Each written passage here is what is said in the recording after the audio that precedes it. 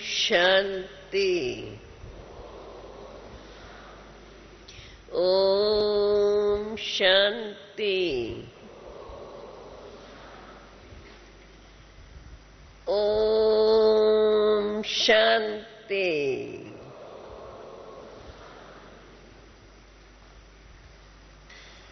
तो आज की मुरली 7 तारीख फरवरी मास, और साल कौन सा होगा? हाँ, याद है अगली बार कौन से साल की सुनी? वही साल 75 वर्ष।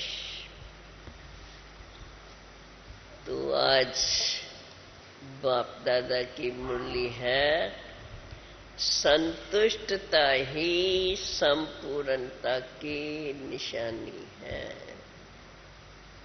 संतुष्टता ही संपूर्णता की निशानी है। अव्यक्त बाप दादा बोले, इस समय सभी अपने फ्यूचर और फीचर्स को जान सकते हो। इस समय सभी अपने फीचर्स और फ्यूचर को जान सकते हो। जितना जितना समय के समीप जा रहे हो, समय के प्रमाण अपनी संपूर्णता की निशानियां अनुभव में आती है। बाबा हमें क्वेश्चंस, तो स्वयं को चेक करो और देखो कैसे कैसे नजर आता है। संपूर्णता की मुख्य निशानियां क्या है? कौन सी है? आत्मा संपूर्णता को पा रही है, ये मुख्य किस बात में सबको अनुभव होता है?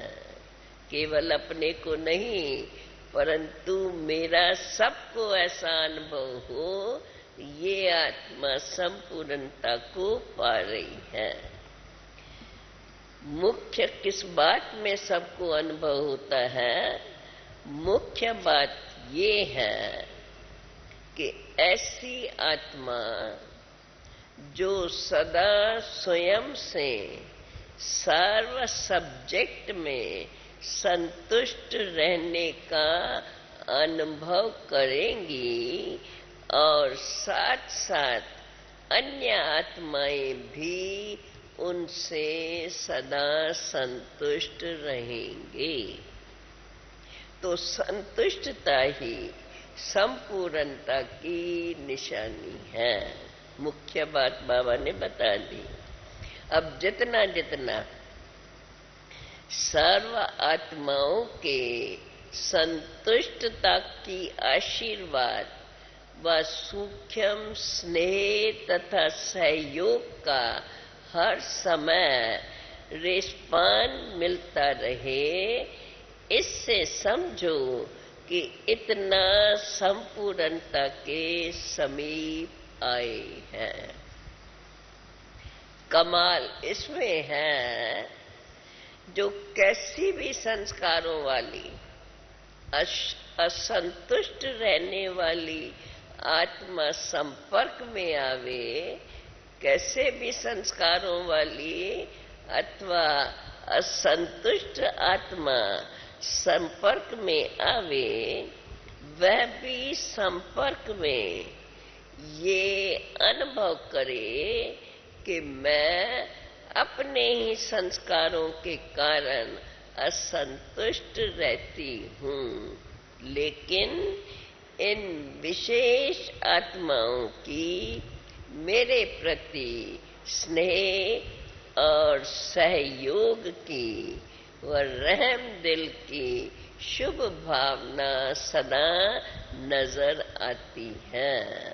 अर्थात वह अपनी ही कमजोरी महसूस करे। वह कंप्लेंट ये न निकाले कि ये निमित्त बनी हुई आत्माएं मुझ आत्मा को संतुष्ट नहीं कर सकती है, परंतु सर्व आत्माओं के द्वारा ऐसी संतुष्ट मणि का सर्टिफिकेट प्राप्त हो, तब कहेंगे ये संपूर्णता के समीप है। जितनी संपूर्णता बढ़ती जाएंगी उतनी ही सर्व आत्माओं की संतुष्टता भी बढ़ती जाएंगी। जितना स्वयं में संतुष्ट महसूस करेंगी तो बाबा कहते हैं सर्व आत्माओं की भी संतुष्टता उनके प्रति बढ़ती जाएंगी। सर्व को संतुष्ट करने का मुख्य साधन कौन सा है? सर्व को संतुष्ट करने का मुख्य साधन कौन सा है? हर एक ने बताया, आप भी हर एक अपने अपने पास उसका साधन क्या हम समझते हैं वो निकालना। अब ये सब जितनी भी बातें निकली, जिन्होंने भी बोला और जो बाबा ने सुना, बाबा कहते हैं ये सब बातें भी आवश्यक है। ये सब बातें परिस्थिति में प्रैक्टिकल करने की है। मुख्य बात ये है, जैसा समय, जैसी परिस्थिति, जिस प्रकार की आत्मा सामने हो, वैसा ही अपने को मोल्ड कर सके, अर्थात अपने स्वभाव और संस्कार के वशीभूत न हो। स्वभाव अथवा संस्कार अब ऐसे अनुभव में हो जैसे स्थूल रूप में जैसा समय वैसा रूप, जैसा देश वैसा वेश बनाया जाता है, ऐसा ही सहज अनुभव होता है कि जैसी भी परिस्थिति आती है उस समय मेरी स्थिति उसके प्रति क्या रहती है, या मैं अपने को मोल्ड कर सकती हूँ। ऐसे अपने स्वभाव और संस्कार को भी समय के अनुसार परिवर्तन कर सकते हो। बाबा ने आज अपने को चेकिंग कैसे करो उसके लिए प्रश्न ही प्रश्न दिए हैं।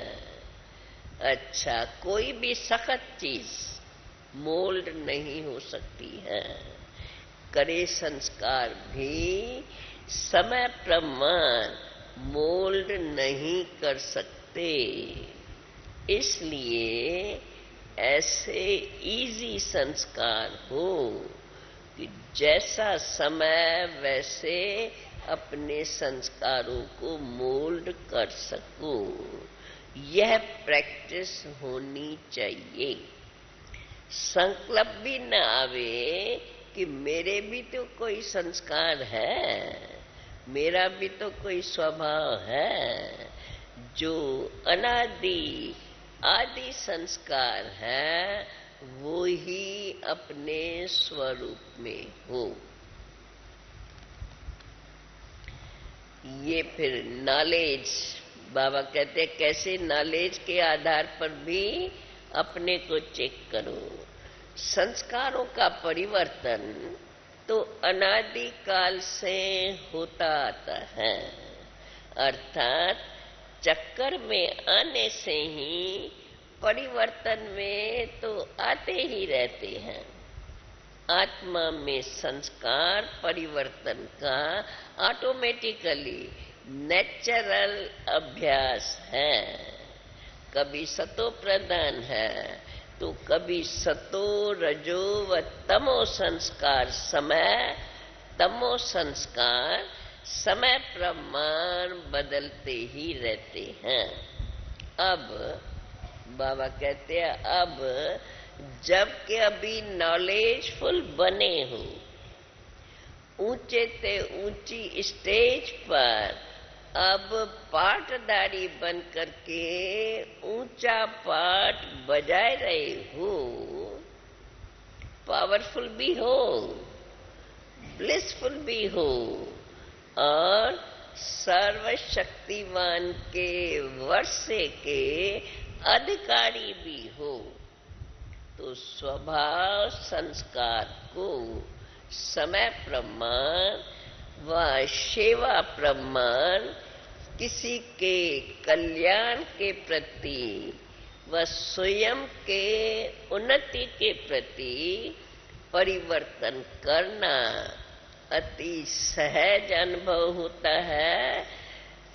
अति सहज अनुभव हो कि ये है विशेष आत्माओं का अंतिम विशेष पुरुषार्थ। अपना पाठ और ड्रामा का नियम भी जान करके अपने को समय प्रमाण परिवर्तन करना, ऐसे पुरुषार्थ के अनुभवी हो। बाबा पुरुषार्थ को स्पष्ट करते अंतिम समय का साक्षात्कार, ऐसे संपूर्ण गोल्ड बन गए हो। इससे अपने नंबर को चेक कर सकते हो व अपने संगम युगी भविष्य रिजल्ट को जान सकते हो। निमित्त बनी हुई विशेष आत्माएं तो सभी हो ना, तो इसकी परसेंटेज निकालो। स्वभाव संस्कार को अपने शस्त्र के स्वरूप में यूज कर सकते हो या मुश्किल है। इस बात में सफलता की कितनी परसेंटेज है? दूरबाज खुशबाज रहने वाला स्वभाव तो नहीं। ये फिर क्या क्या अपने में चेक करें, कैसे उस चेकिंग को हम यथार्थ रीति अपन को परख सके।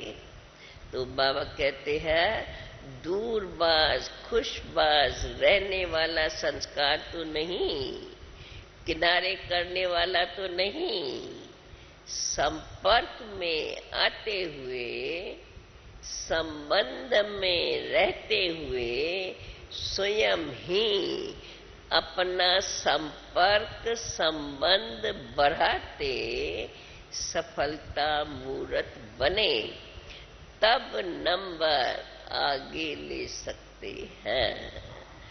बेहद का मालिक, बेहद से संबंध चाहिए ना, वो कैसे होगा? चांस मिलता नहीं। कहीं कहते हैं ना हमें चांस नहीं मिलता है, तो बाबा कहते हैं चांस मिलता नहीं, लेकिन हर कार्य के योग्य स्वयं की योग्यताएं स्वतः ही निमित्त बना देती हैं। इसलिए ये सोचना कि हमें चांस नहीं मिलता है, बाबा कहते हैं ऐसे नहीं सोचो, परंतु स्वयं की योग्यताएं ऐसे काम में लगाओ जो देखने वालों को समझ में आ जाए और वो निमित्त बना दे। बाबा कहते हैं बच्चे इस वर्ष में ऐसी विशेषता दिखाओ जैसे साकार बाप की विशेषता देखी।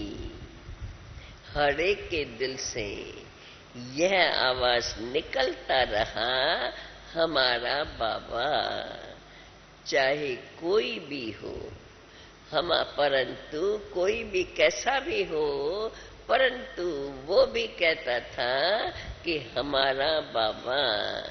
ये अनुभव हर आत्मा का रहा।